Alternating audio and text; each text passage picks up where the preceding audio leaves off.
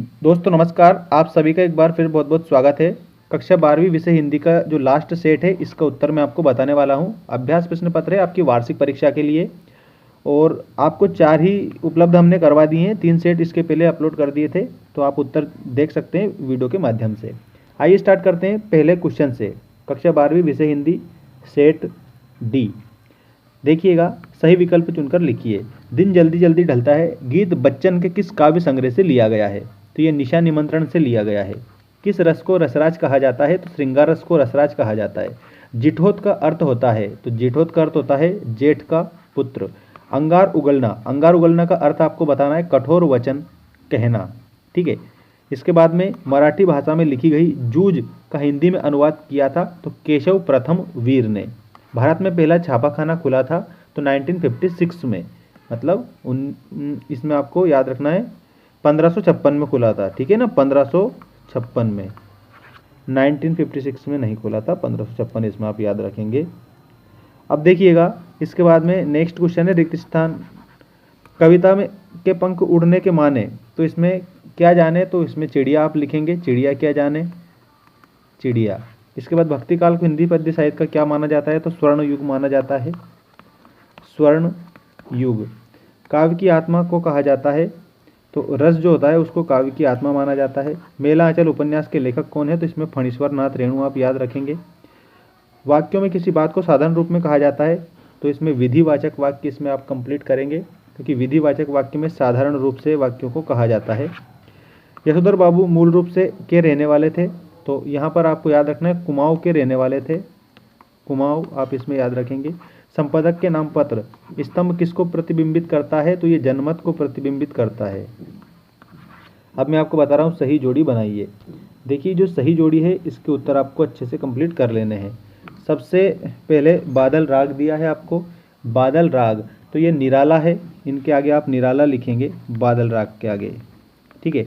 इसके बाद में वर्ण के बोलने में लगा जो समय होता है वो मात्रा कहलाता है, इसमें आप मात्रा याद रखेंगे।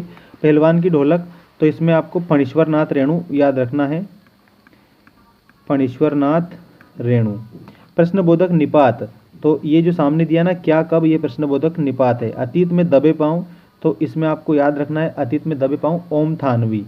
ठीक है, ओम थानवी। और प्ले विद द वर्ल्ड, तो ये WH ऑर्डन से आप मिलाएंगे प्ले विद द वर्ल्ड को। तो ये आपकी जोड़ी कंप्लीट हुई। अब जोड़ी के बाद में देखिए, एक वाक्य में उत्तर दीजिए निम्नलिखित प्रश्नों के उत्तर एक वाक्य में। देखो, विप्लव का वीर किसे कहा जाता है?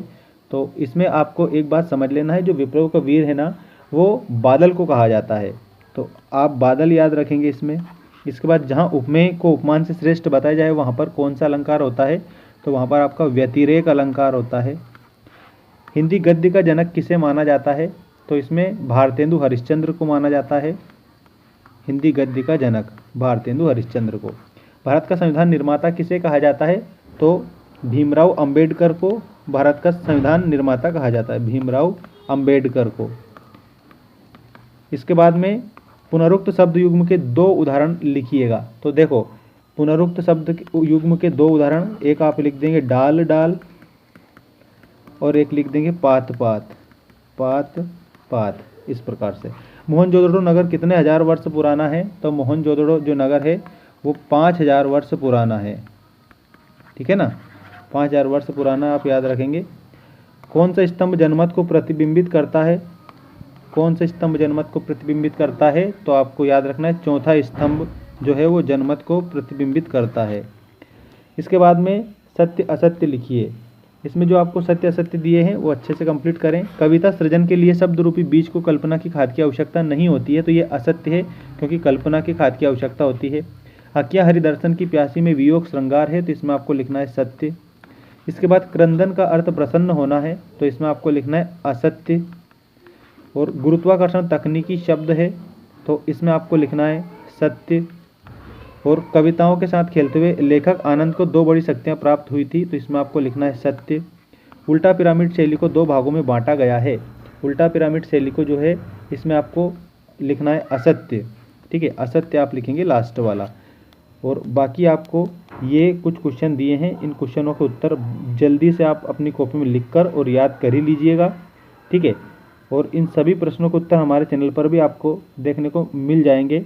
ठीक है, हमने पहले जो वीडियो डाल रखे हैं उनको आप जाकर देख सकते हैं। और कवि परिचय आप देखिए, लेखक परिचय, कवि परिचय सूर्यकांत त्रिपाठी निराला का, रघुवीर सहाय जी का, धर्मवीर भारती का और हजारी प्रसाद द्विवेदी जी का, ये आप कवि परिचय याद रख लेना। ठीक है, और हमारे चैनल को अवश्य सब्सक्राइब करना, क्योंकि आपको ये अपडेट तभी मिल पाएगी। और एक और बात मैं बता दूं, मेंस एजुकेशन हमारा जो टेलीग्राम ग्रुप है इसको भी आप ज्वाइन कर सकते हैं। हमारे चैनल के अबाउट सेक्शन में हमने लिंक डाल रखी है। जैसे ही आप चैनल के अबाउट सेक्शन पर क्लिक करोगे तो वहाँ पर लिखा है join Telegram to get PDF, तो उस पर आप जैसे ही क्लिक करोगे तो आपको टेलीग्राम चैनल के वहाँ पर पहुँचा दिया जाएगा और आप ज्वाइन कर लेना ताकि PDF मिलती रहे।